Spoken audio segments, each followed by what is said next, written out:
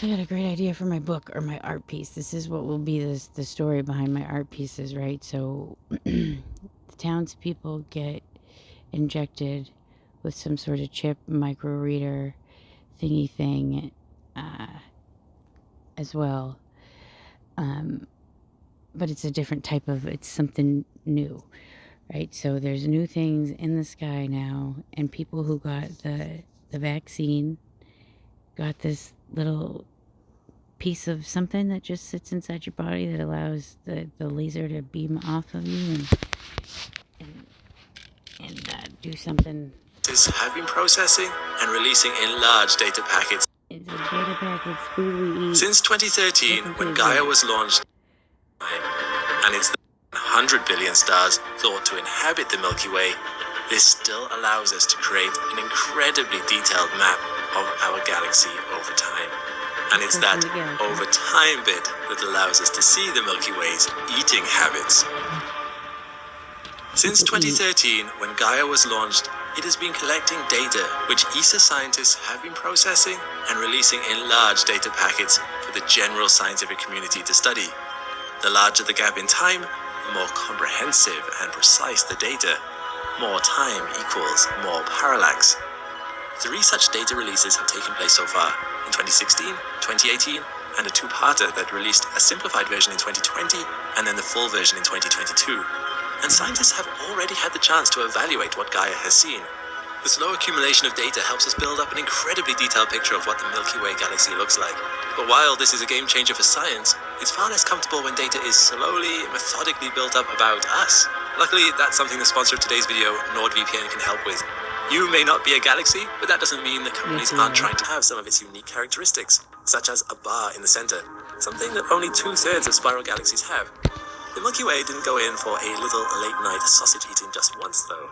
Another dwarf galaxy, known as Aruya Sequoia Litoi, was also found to have merged with the Milky Way, and perhaps was a binary pairing with Gaia Enceladus.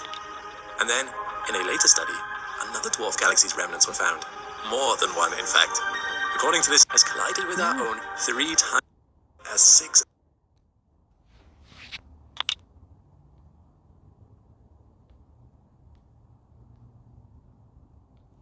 Was also found to have merged with the Milky Way, and perhaps was a binary pairing with Gaia Enceladus. And then Koya.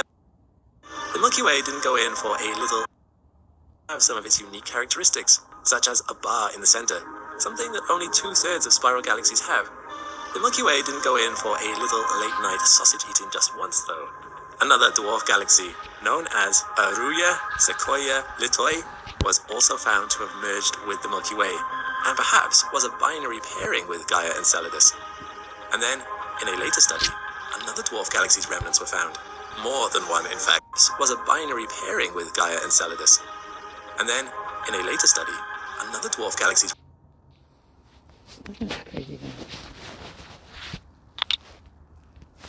remnants were found.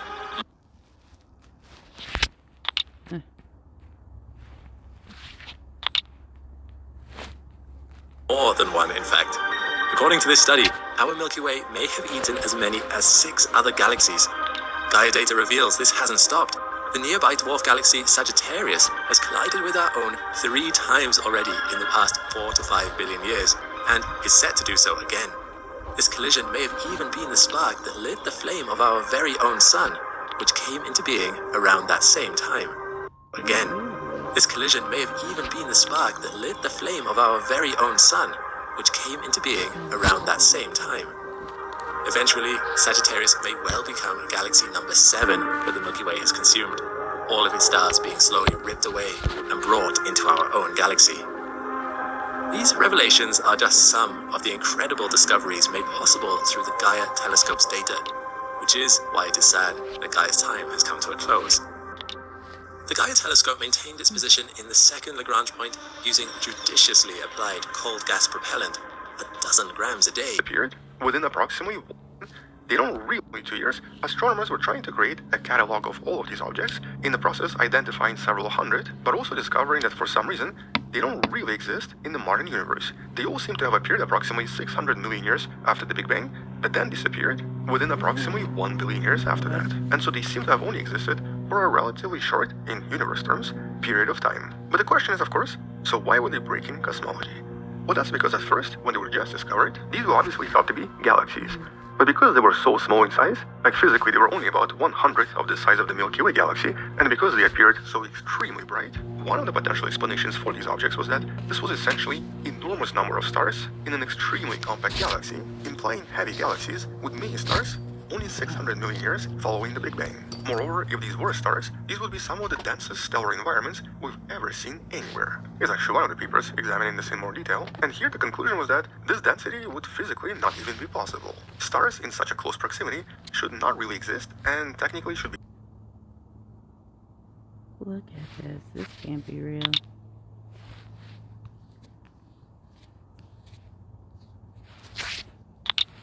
Scary.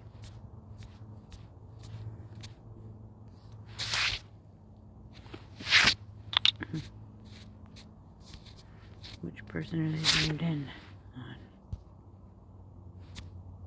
Something about the early universe was very different, or maybe something was different about these objects. Mostly because this star-only hypothesis didn't really do a very good job explaining what we observe. I mean, if these were tiny galaxies, they would have over 100 billion stars in total, which is just as many stars as the Milky Way, but in a much, much smaller